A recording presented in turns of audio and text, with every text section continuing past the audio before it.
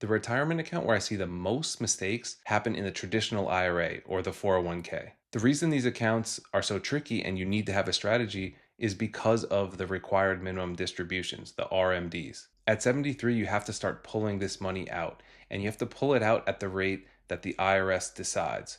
It's based on life expectancy, but the point is that you don't get to decide how much comes out. There is a minimum amount that must come out each year, and all of the money that comes out of that account hits your income in that tax year. These accounts are great to have, and they're very powerful because of the tax-free growth and also the fact that you're putting pre-tax dollars into them. But the way the money comes out from a tax perspective makes it super essential that you have a strategy around how you're going to move that money into your pocket for use, and also how you're going to be as tax efficient as possible. In this video, we're going to take a look at how those RMDs work, what that looks like from a tax perspective, and then I'm going to give you 3 strategies that are often used to move the money from the traditional IRA or 401k into your hands in the most efficient way possible. So the idea, of course, is you want to maximize the amount of money that you can get out of the traditional IRA while minimizing the amount of tax that you have to pay to move that money.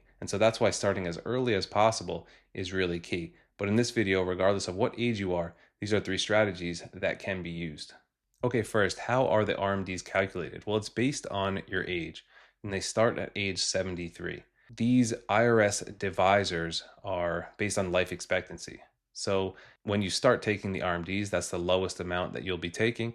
And as you get older, those required minimum distributions are going to grow on a percentage basis. The account value for your account on December 31st, the last day of the previous year, is the amount that they're going to use when they apply the IRS divisor and when they determine the percentage that you're going to have to withdraw in that next tax year. So let's run through an example of how this looks from a tax perspective. So for example, if you had 3.7 million for your first RMD year, you would have to withdraw almost 140,000 from that account over the course of the year. Regardless if you need that money to live on or not, this has to come out, and this amount is also going to get added to your income for tax purposes. So here's an example. We'll use a couple, although the numbers work the same if you are single.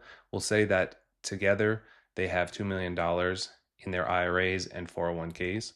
We're going to assume that these accounts are growing at 8% a year. We're just taking a number and using it through all of our calculations here. Depending on your accounts on how they're invested, this number, of course, is going to be different. So this is just an example number. We'll say that they together are collecting $60,000 in Social Security. And so from age 65 to age 73, their account, growing at 8% a year, is now that $3.7 million. The reason that I'm showing you these calculations will make sense as we go through the examples. So the first thing, let's look at how the RMDs hit their taxes. And we're only going to look at Social Security and the traditional IRAs. Of course, there can be other sources of income, but for our purposes today, that's what we're going to use. We're just going to keep it simple. After the Social Security, then the 140,000 comes out of the traditional IRA. We're saying that they're at age 73 now. And so you can see how this hits the tax brackets, 10, 12, and some in the 22% bracket. So the federal tax for them in this case, $21,000. Now let's just jump ahead a little bit. When they're 85 years old, this is what their RMD would look like if the situation is exactly the same that we're talking about. Social Security is in here. And then at 85, with the growth on their account and with the difference in how much they're going to have to take for their RMD, they're up at $325,000 that needs to come out of that IRA. That's pushing them into the 24% bracket, and their taxes here are $67,000. So going back, at 73 years old, not a big deal, $21,000 in taxes. The 190 might be fitting in with your current retirement plan, your expenses, your travel, and things. Not a big deal. But if nothing is done and you let the account compound and you're taking your RMDs, the 85-year-old version of you might feel a little bit different, taking this much money out and paying this much in taxes. It all depends on your lifestyle and your situation. At 73, it doesn't look so bad, but as the account grows and as you get older, these numbers start to get very, very large. So taking this all together from age 73 to 95, they're going to be required to take 7.3 million out of the traditional IRA. Keep in mind, it's continuously growing at that 8% that we said. And then every year that they get older, they're having to take more and more for their required minimum distributions. So that whole 7.3 million over the course of their retirement years is also getting taxed as income. So there's a more efficient way to do this. And all three strategies that I'm about to show you stem from shrinking the balance of the traditional IRA on your way to 73. So the first strategy we're going to talk about, which is very common, I'm sure you've heard about it, is converting the money to a Roth IRA. So let's go back in time and we're going to say that our couple is 65 years old. How would we best get the money, the 2 million at this age, from their traditional IRAs?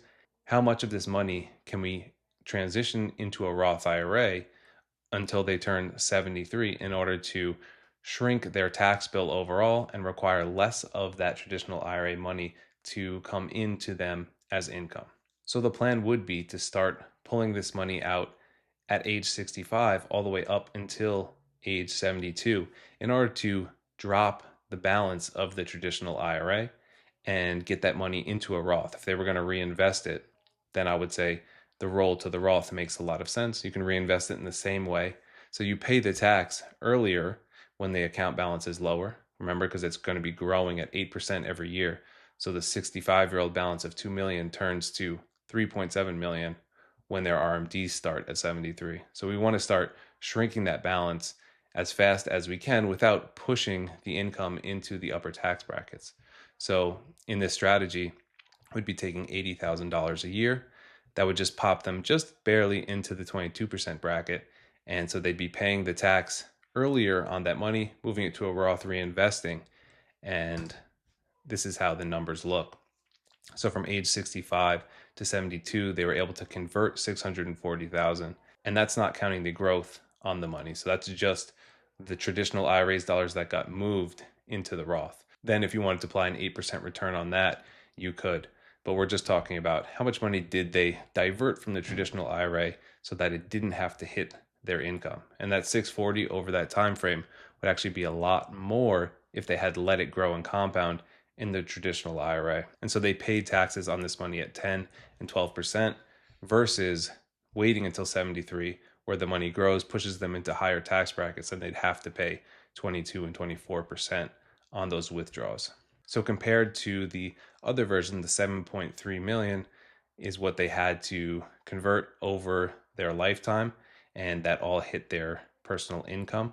Now it's 5.5 million, and they have a huge pile sitting in the Roth IRA, which is going to come out tax-free when they decide to withdraw it or if they want to pass to the next generation.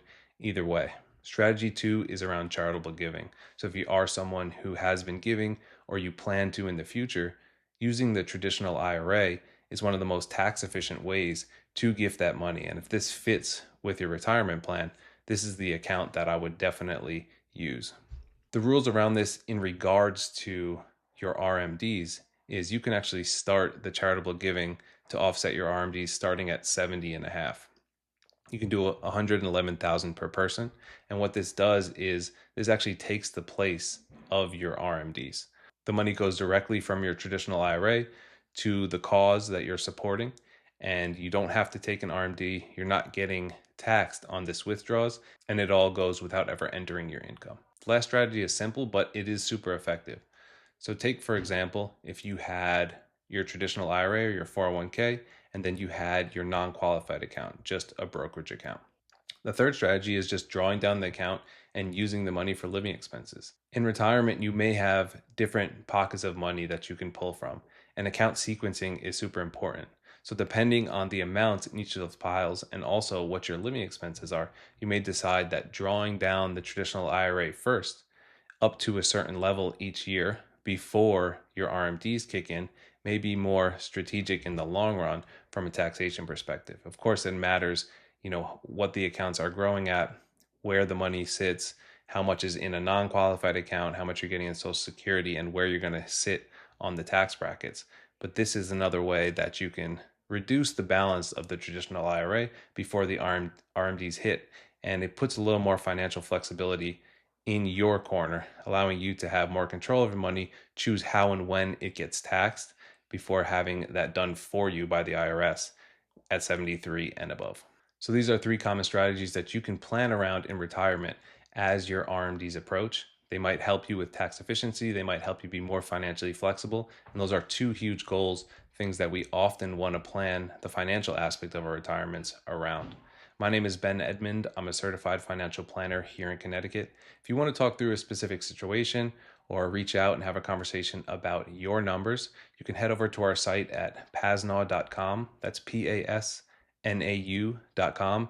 Also, you can email me at ben@pasnawinvestments.com, and I'll see you in the next video.